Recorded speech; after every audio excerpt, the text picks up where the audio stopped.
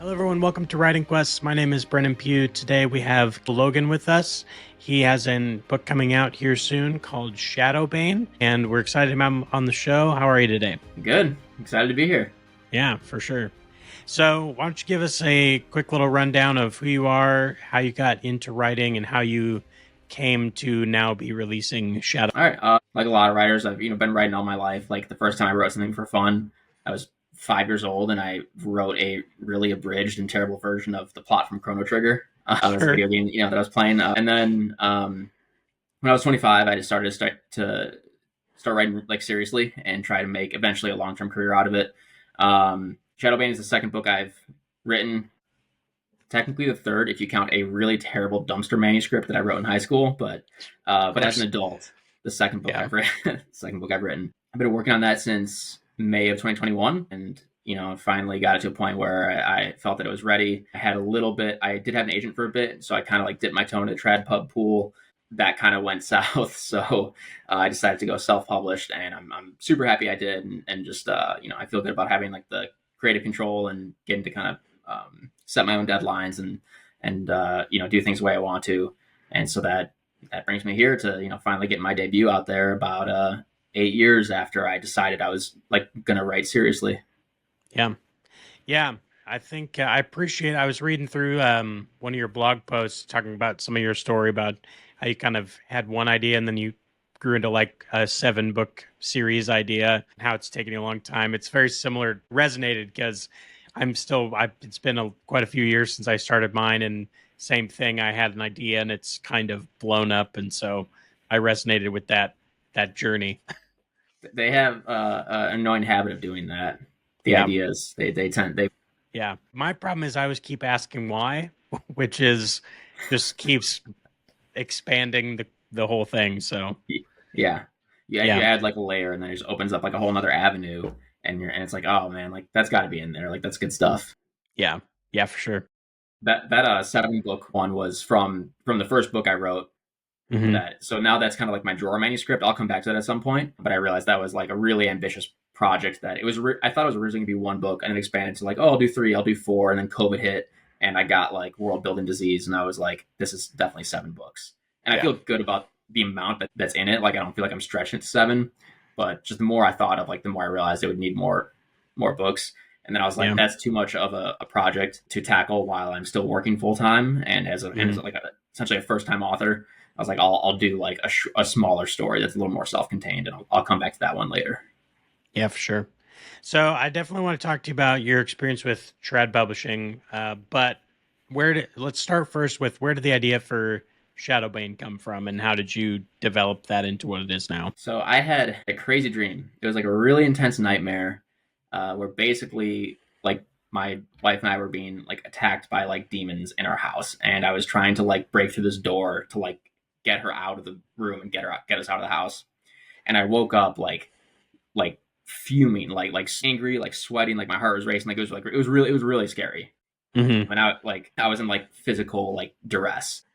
Yeah. And then my dog started like howling and barking and stuff. Like my dog started freaking out. He's like a dachshund. He's a small dog, so he sleeps in bed with us. And so I thought someone was like trying to get into the house or something. So I got up and checked, and like it's all quiet. So I'm like, all right, that was weird. Like I've calmed down from like the dream now. I go back to bed, and my dog just like sits there on my chest and just like stares a hole through the door for like an hour. And he's never done that before or since. So Mm-hmm. it freaked me out. It freaked my wife out. And she's like, what if like the dream was real and he was like Mm-hmm. protecting you or something? So the initial like spark was like a guy and his dog hunting demons. And then that, I like let stuff marinate and you refine it. And I was like, okay, what I wanted non-Christian view of demons. So I Mm-hmm. started looking to Eastern mythology, and I've always kind of been really interested in like feudal Japan and their mythology with the yokai. It's fascinating. So I was like, okay, Yeah. like there's my setting, there's my mythology, and then that kind of morphed to two twins and their 800-pound Siberian tiger hunting demons. Nice. Yeah, I dig it. That's awesome. Yeah, man, I having dreams like that is terrible, and but it sounds like something good came out of it, so that's nice. I'm glad it happened. Yeah. I that's part of the reason why. So like I don't really watch or read a lot of like horror, anything like that. for that reason because I just have vivid dreams. So yeah, it's definitely something that like I like to stay wary of some of that stuff for sure. Yeah, Yeah. very understandable. I can read a little bit of horror. Horror movies, I like them, but I always like regret it. Yeah. It's like wings that are too spicy, where like I get ambitious and then I'm like, that was a bad call. Yeah. Yeah, I like that you went towards Eastern mythology. I like that idea of was there a reason for that or you just wanted something that was a little different? Yeah, I wanted something.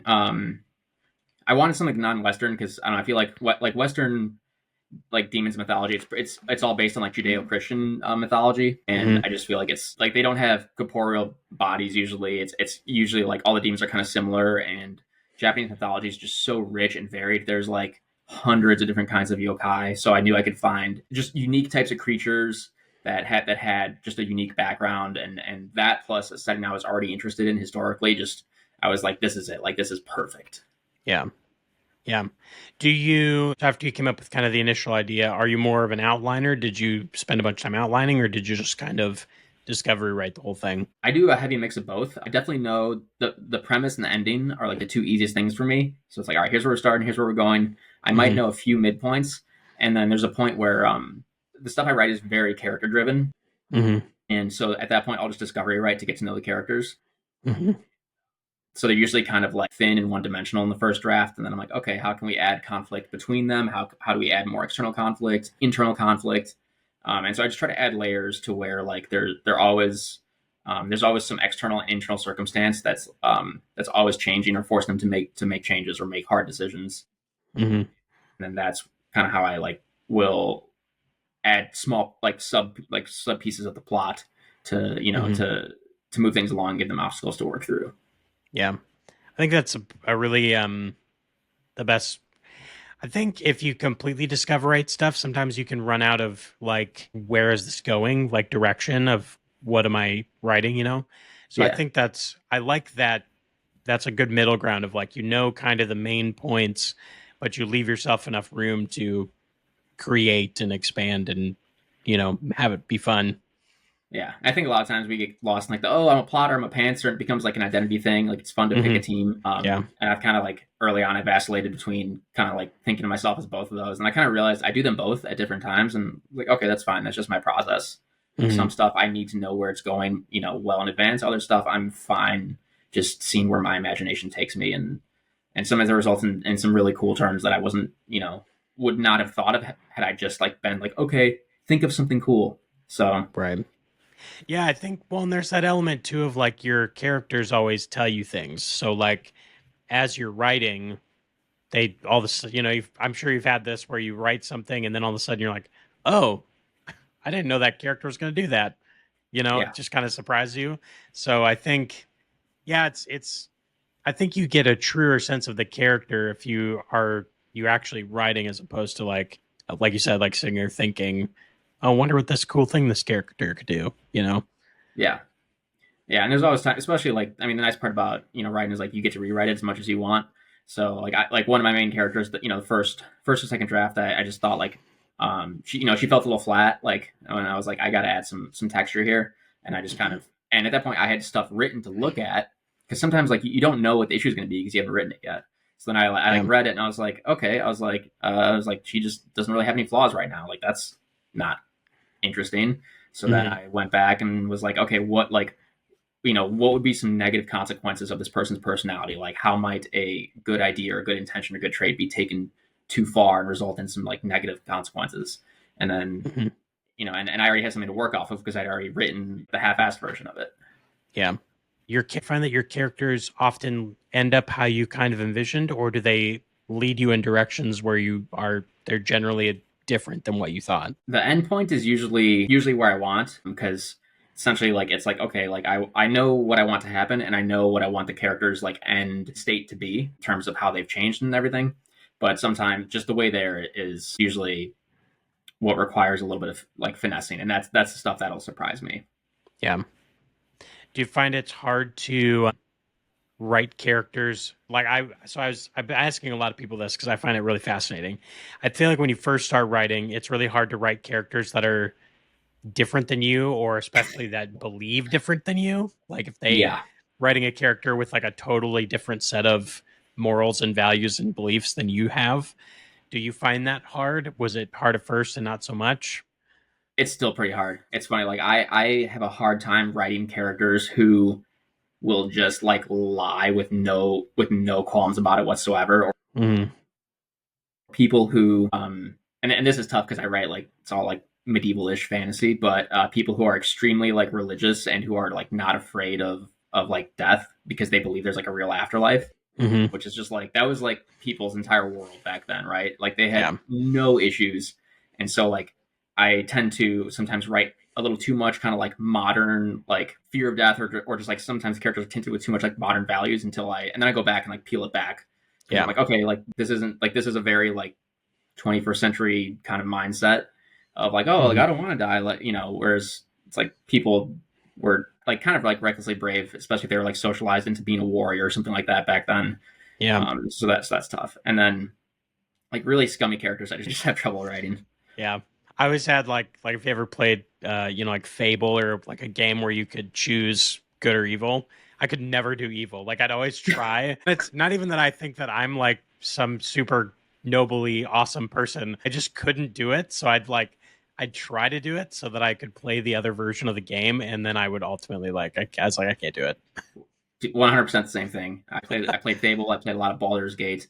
I like chaotic good was like my favorite alignment. I'm like, all right, like I can be a bit of an asshole, but I'm still gonna like help people. That was Right. my Yeah. Like I can be a smartass, but not like, totally evil.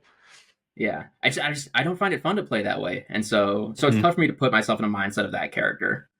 Yeah. It's it's I do really like writing, and it's easy for me to write like anti-heroes or people who do terrible things for what they think are good reasons, because at Hmm. least that way I'm in the character's head, and I think it's interesting to explore the like it's kind of the classic like every villain is a hero of their own story, and so Yeah. when there's this like the internal monologue is kind of like them almost justifying why this thing needs to happen, but Hmm. then what's happening is horrific. Like that's stuff that I'm pretty comfortable doing because you can Hmm. get a look at the reasoning behind why they're doing what they're doing. But when it's like a third party who like you're not in their head and it's not a POV character and they'll just like lie or just do something horrific, I'm like that's where I'm like I have trouble with it. Hmm. Yeah. How do you approach villains? Like when you were coming up for I think this is based around a prophecy, but like I'm assuming there's some sort of big bad or something like that. Yeah. So the main villain in this book, his name's Sutoku Tenno, and he's based on a real Japanese yokai who's based on basically an emperor who was reincarnated into an extremely powerful demon Mm. because of a series of like political and military betrayals that left him like disgraced and shamed and exiled. And then he died, and his spirit was too angry to pass on, so he was reincarnated as this like being of vengeance. Mm. So I kept that main backstory, and he's basically an extremely powerful like demon lord who is hunting the twins for a reason that you eventually find out. And so he is pretty unabashedly evil. So he's not he has that little bit of backstory, but he's not a character that I explore super in depth. He's more of just like this like really destructive like force of nature that they're Hmm. forced to contend with. Yeah.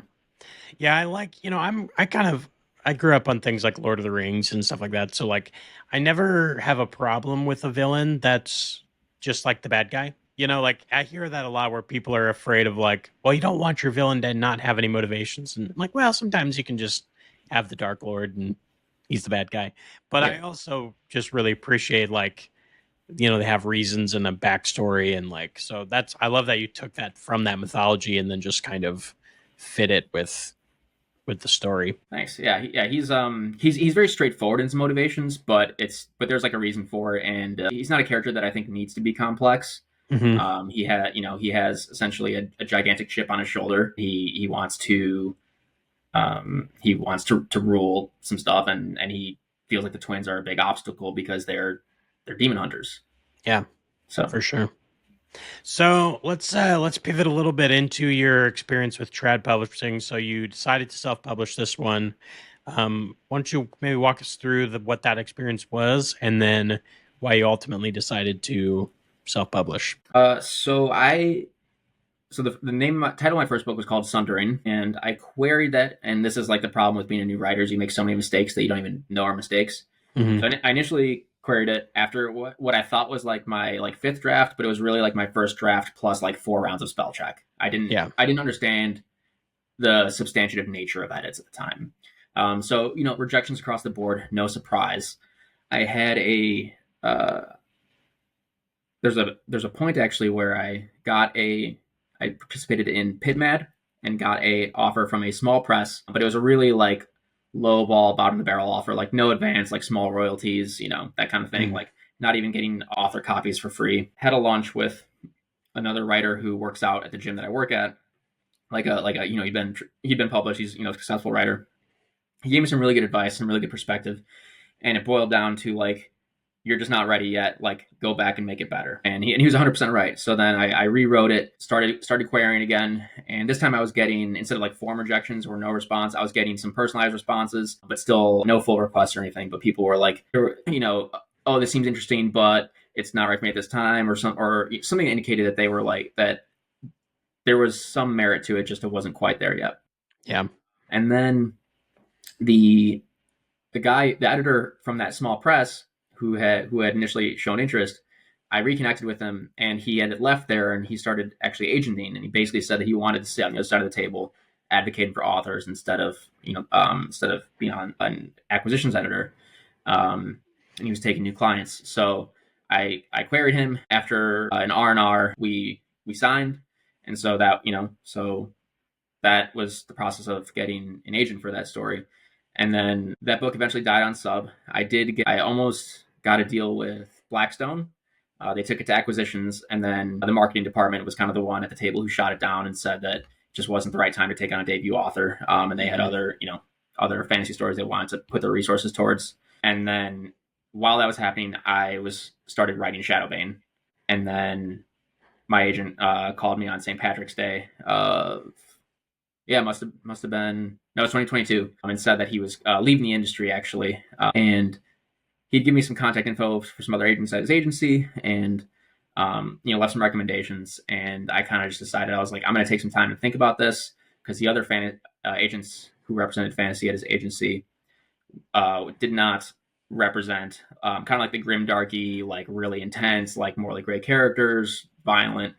Hmm. Their stuff was more kind of like adventure-y and whimsical. And so I just knew it wasn't a good fit. So I wasn't going to query them anyways.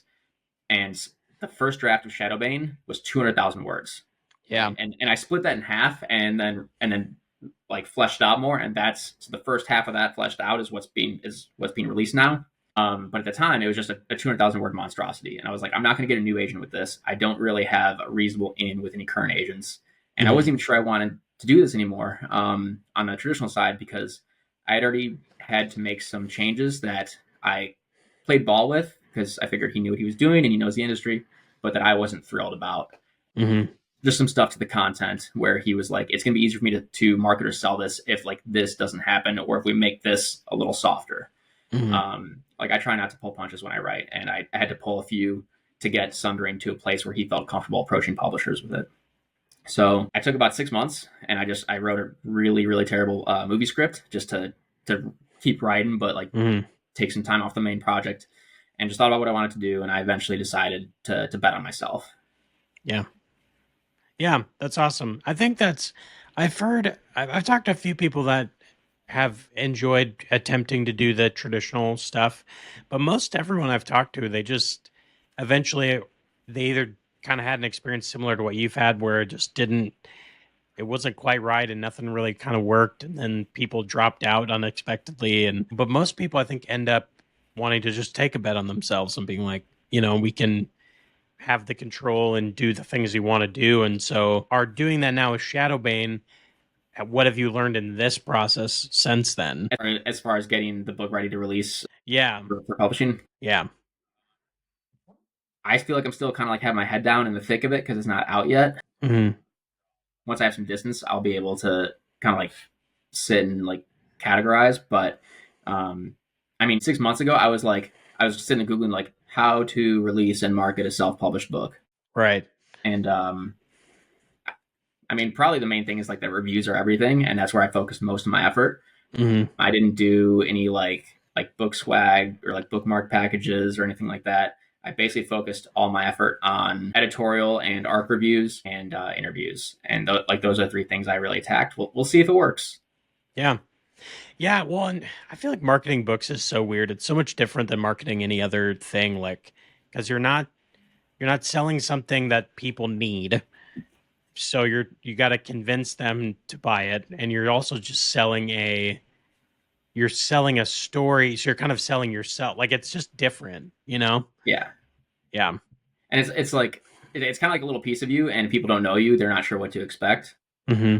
Um, I'm I'm super new at the marketing side of this, and just personally, like I'm a pretty like down to earth, straightforward guy. So like I don't like I was looking at like what platforms to be on and stuff. I've always had a Twitter, and I started Instagram a few months ago, and Hmm. it was like, oh, you have to be on Twitter, or sorry, on TikTok, and I was like, yeah, I'm not dancing to sell books. Sorry, like I can't do that. So Yeah. I'm not on it. I just think it's not my thing. So also Hmm. finding not just what works, but what I'm actually like comfortable with and enjoy doing.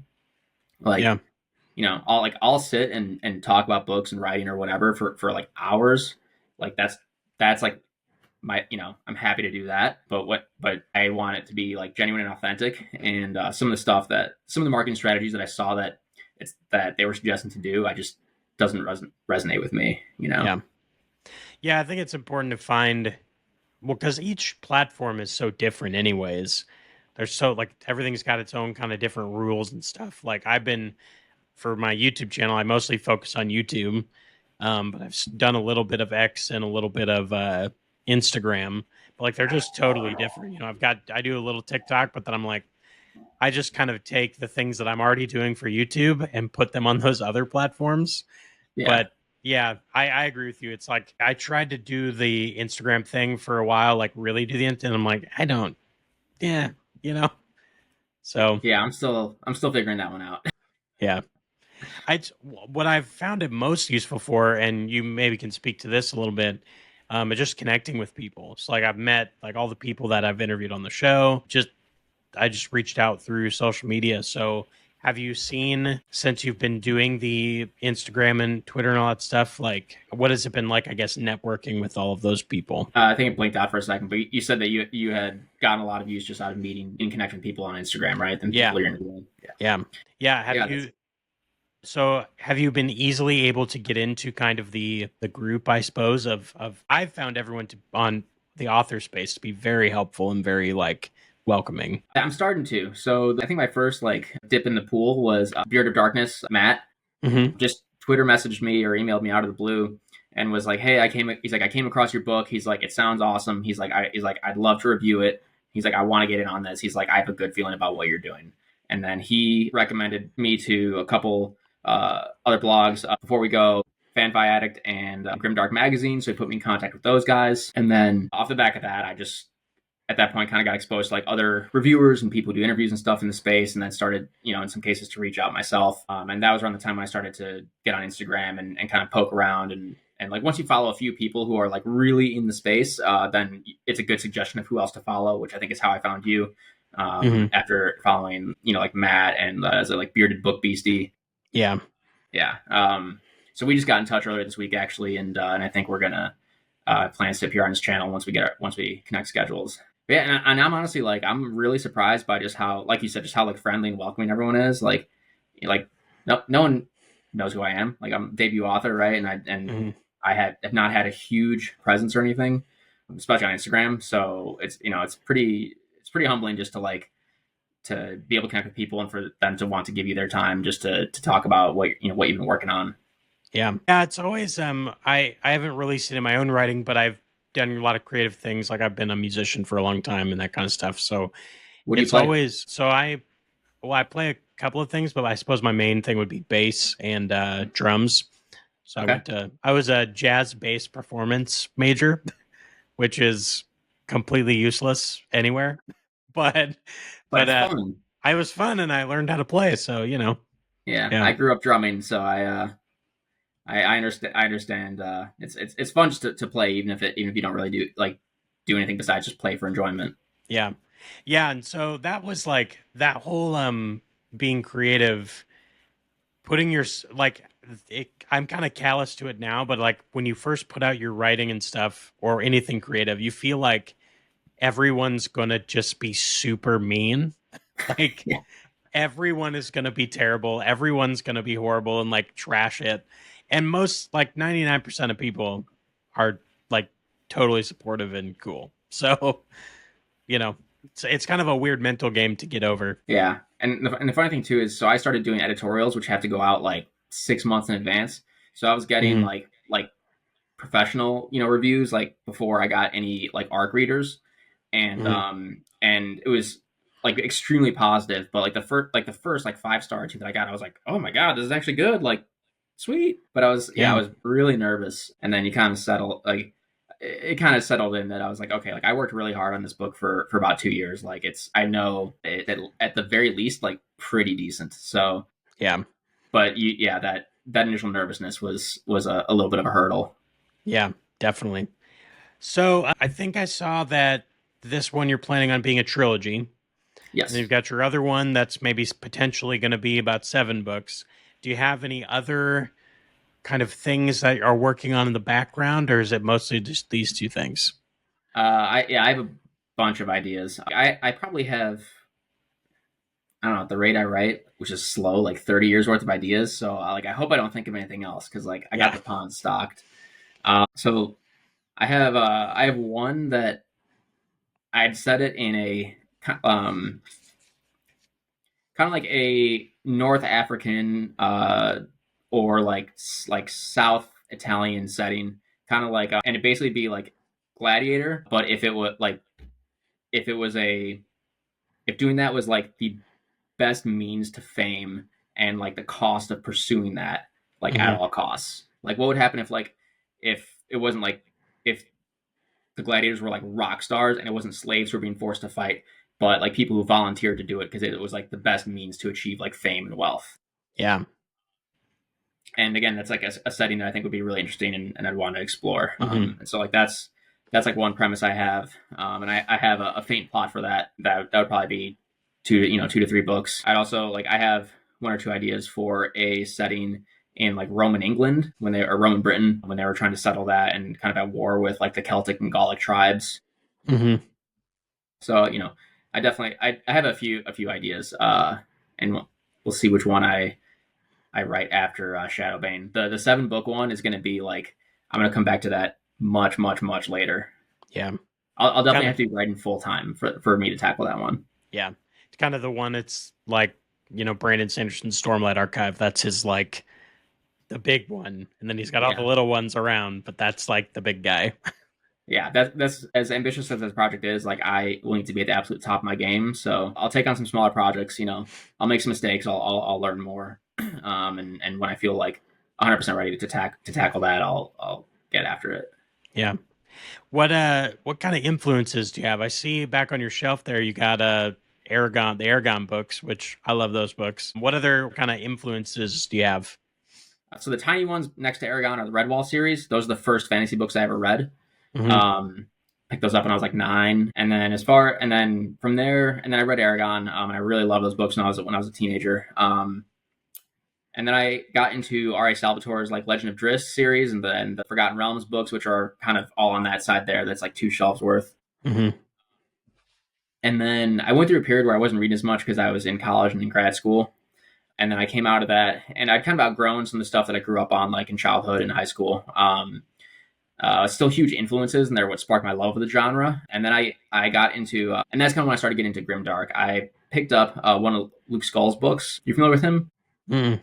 The Grim Company. So definitely a tip of the cap to the Black Company. Yeah. And so that was my first taste of Grimdark, and I was like, oh my god, this is spectacular. And then I got into Joe Abercrombie, and Mm. he's my favorite writer now, as he is for many fantasy fans and authors alike. And I kind of never looked back from that. I was like, this is the subgenre that is like my favorite thing. Yeah. Just it has everything I like. It's dark, morally gray characters. It's violent and cynical and funny, and it just has that like that I really enjoy after like 15 years of reading like classic like noble good guy must win fantasy. I really gravitated towards things that were a little um, just felt a little different. Yeah. So you probably would like Batman a little more than Superman, is what you're saying? Yeah, Yeah. 100%. Yeah. That's awesome. Yeah, Joe Abercrombie's on my list. I'm a horribly slow reader, so I have like a huge list of books, but like I have not read any Joe Abercrombie, but he's on the list. I've also got John Gwynn's books. Is it John Gwynn? Yeah, Yeah. I got his books on the list. I'm real excited about those. Kind of I love the Viking type stuff. I think I need to get on those next because I hadn't really heard of him until like this last year, and then everyone I know is talking about him. I know he's been doing this for a while, but like sometimes like something just doesn't come across your radar, and then Yeah. all of a sudden you hear about them like 50 times. Yeah. Yeah, it's amazing how that happens. There's so many art or so many books like that where it's like someone will be like this, like you'll come across one that you've never heard of, but then you find out it has this like massive fan base that people have loved for years. Like that for me was Wheel of Time. Like I hadn't heard of it forever, like at all. And then my brother, someone, I think it was my brother, came across it. And then I find out it's been a favorite fantasy series of like millions of people forever. And I just had no idea about it. I had this. So I'm a personal trainer, and I had this client who avid like audiobook consumer, and he was telling me about that. And he was into fantasy. And he's telling me about this series and how like it was super long, and the author died, and Brandon Sanderson finished it. And I'm like, oh, he's talking about Wheel of Time, but he was telling me about this because I haven't read it, so I don't know any specifics. Right. But I was aware of just like it in general. And then it took like a few conversations about it, and I was like, yeah, he's talking about Wheel of Time, like and then it's like one of like the greatest, like most influential fantasy series of all time. Yeah. Yeah, I'm actually I'm only about halfway through it. So one thing I found, and I'd be interested to see if you have anything like this. I love the series. I love the characters. I love the story. Like I love everything about it, the world building, all that stuff. I really struggle with Robert Jordan's prose. So like everything about it I love, but like reading the prose is for some reason just kind of hard for me. It's not even that it's bad. It just I don't know, something about it's just hard for me. Do you have anything like that? Like there's a book where you're like, I really love this book, but this So part is hard. I'm a huge stickler on prose, Yeah. and this is what has made it so hard for me to go back to the stuff I enjoyed as a kid. So Legend of Drizzt, R.A. Salvatore, I was in love with those books. He was my favorite author for the longest time. Same Mhm. thing, love the characters, love the world. And there's so many great moments and antagonists in that series. And then I went back and tried to read it after I started writing seriously. And I actually think the prose was one of the things I got down first. I didn't know much about story structure or pacing or arcs or anything, but the prose kind of came pretty intuitively. And I went back and tried to read his stuff, and it was really tough for me. And I just kind of had to accept that it's like I'm just not at a place where I can really enjoy that anymore. So Yeah. I kind of appreciate it for like the inspiration and the ideas it gave me, and how much I just loved reading it when I was younger. But I'm just not at a place where I dig into it now and have the same feeling about it. Which Have is also, or sorry, no, you're good. which is also what made me enjoy like Luke Skull and Joe Abercrombie's writing so much. Is that their writing? It's just like it just bites you. Like it's so like terse and just well like it just cuts on like sentence after sentence. It's excellent. Yeah.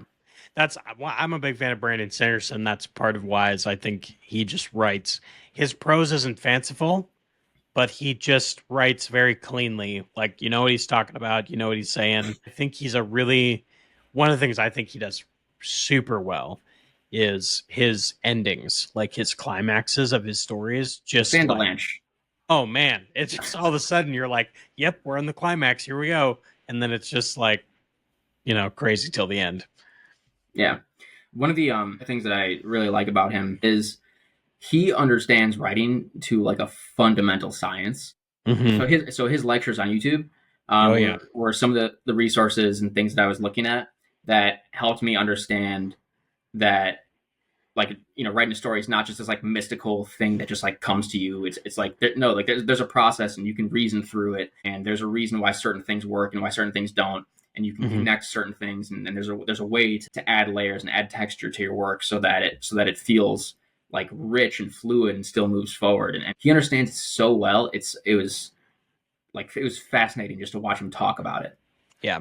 Yeah, those lectures are chocked full of stuff. I've told anytime anyone's ever like, where should I start? I'm like, watch those lectures. Like Yeah, that's a perfect place to start because he just yeah, I agree. He just the nuts and bolts of how everything works. He's just a master at it. yeah, yeah, 100%. And the fact that he's so like willing just to take his time and enjoy and like just throw that out there. It's like this is like a gold mine of information. Mm-hmm. Yeah, it's awesome. Yeah. There's a YouTuber, you've probably seen her, Abby Emmons. Have you heard of her? Yes, Yeah. She is also really good at, obviously way less known than Brandon Sanderson, of course, but I've got a lot of stuff from her videos of like she's really good at breaking some things down and different like why certain things work and why other things don't. I was on a big kick of hers for a while because she just has a lot of good stuff. So those are two resources for sure. I would definitely check out her stuff and like the Brandon Sanderson, which apparently he did. Did he do some new ones or something? Someone told me there's like two versions of it, but I've only seen the one. I'll have to go look. The one I'm familiar with is where he's at BYU and Yeah, he's drawing on the whiteboard and uh and he's just going to town. Like every like 10 seconds, I was pausing and being like, I should write this down. yeah, yeah. It's like one of the. I'm a horrible note taker for classes, but that was like the one time I'm watching something where I'm like, yeah, I should really be taking some notes. Yeah, I went to college and grad school. I took notes like 4 times in 6 years, and then I was like writing down half of what he said. yeah, I was like, this is really important. yeah. So, what are some of your biggest challenges you face as a writer? So, like, what would be the thing that maybe is comes the hardest for you to write, or that you struggle with the most? So two things I can think of off the top of my head. I cannot visualize interior environments to save my life. Like it's I don't know. It's like a weird Mm, like how some people are like face blind. Like I am interior environment blind. Like I'll be like they walk into a dungeon or whatever, and I'm like, I don't know what's in there, man. Like cave moss. And yeah. so I really have to sit and spend too much time thinking about like what might have happened here, like what would like whether it's interior environment or like a room or whatever, like whatever it is, like so, like a king's bedchamber or like a massive like tent in a war camp or something like that. That's always the stuff where I'm like, what would be there? Like what would it what smells would be like? What sounds would you be hearing? That's tough for me in terms of the actual like writing aspect. And then the other thing is I write really slowly and inefficiently. Hmm. Like I did a while back on Twitter. I asked people like what their best word counts were of like for a single day like ever. And some people were like 12,000, like 13,000, like 20,000 words in a Hmm. day. Yeah, And I think my best like if I do 5K in a week, man, that's a good week for me. I think my best yeah, ever in a day was like 8,000, and yeah, that was a short story, so there weren't any like long term plot things to consider. yeah, So I yeah. kind of realized that I'm the same, exactly the same. If I can get a couple hundred words a day, that's like super great, you know? yeah, Yeah, and I've realized that just like the downside to prose coming pretty intuitively is that it's because I spend a lot of time thinking about it, and I hate writing like sloppy like inefficient sentences, and yeah. so I will get sucked in the trap where I'll sit there and essentially like line edit as I'm drafting when I should just be drafting, and so I'm really trying to work around that with this second draft. Like yeah, it results in some pretty good lines, but it's just horribly inefficient, Hmm. and I can always go back and I keep telling myself like I can go back and edit. So if there's anything I'm unsure of, I've just in this new draft for the sequel, I've just started putting it in bold, which is just like come back to this later, move on, Hmm. and it is helping, but it's still like a mental battle for me just to be okay and comfortable with just like writing stuff and moving on.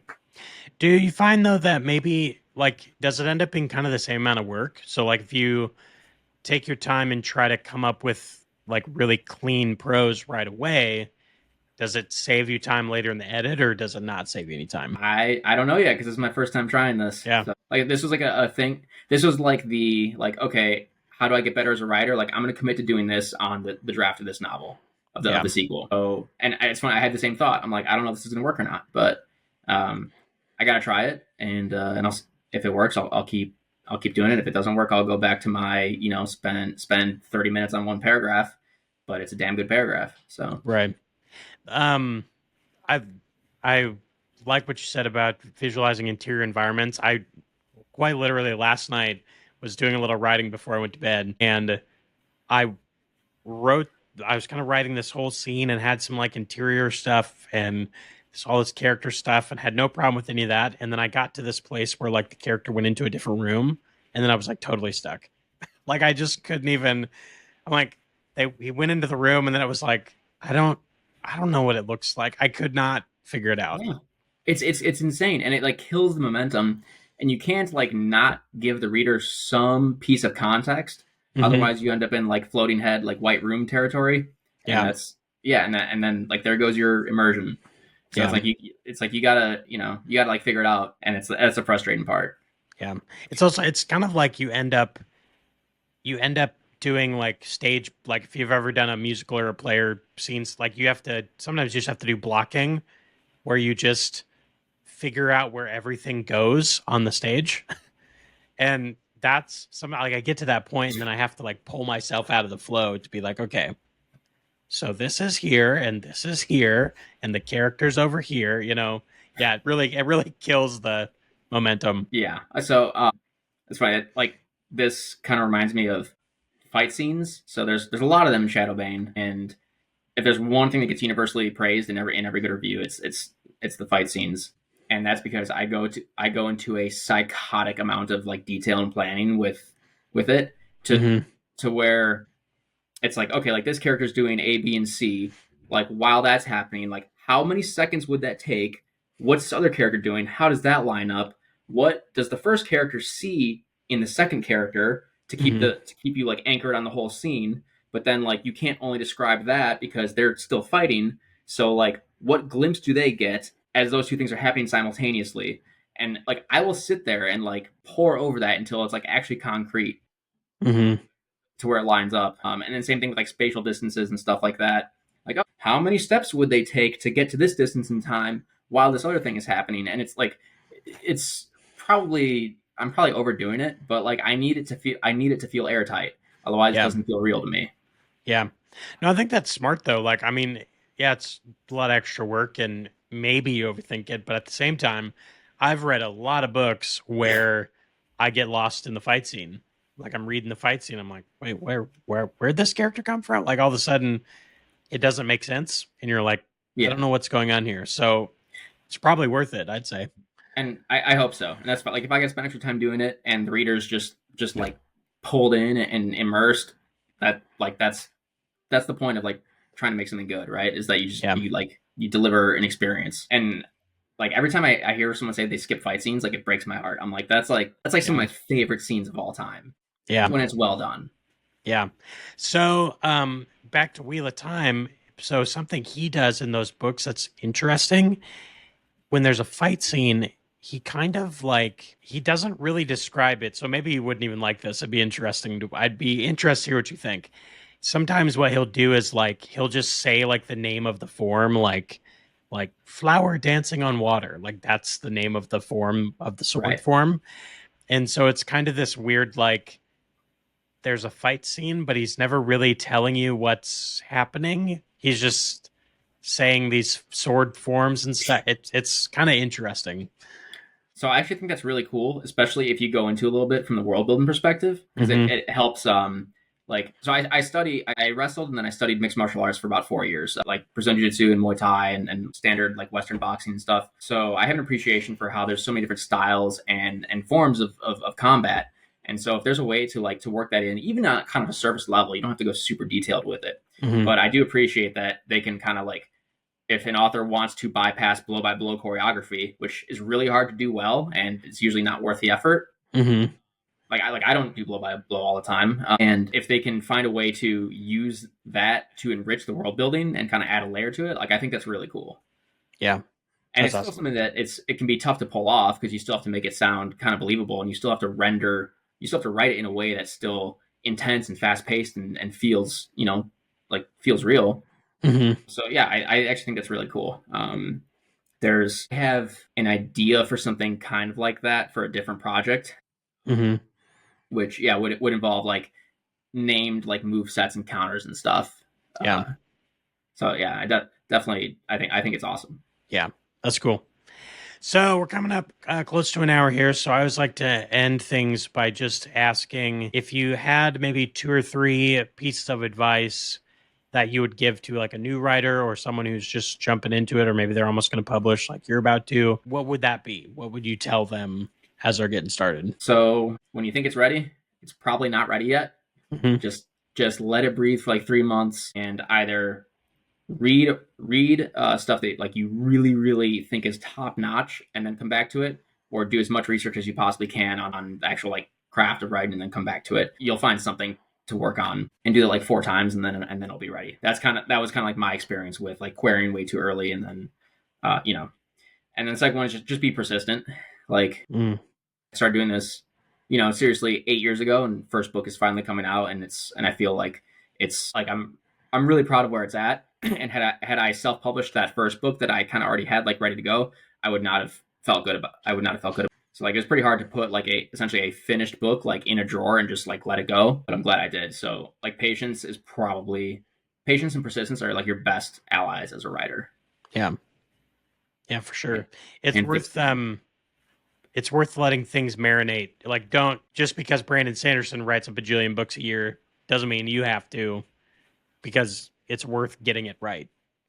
Yeah, 1000%. Every time that I have like taken a little more time to think over some part of the character or the plot or the world building, I've never regretted it. Like the final edit layer I did for Shadow Bane, because it's set in like late 1500s Japan, and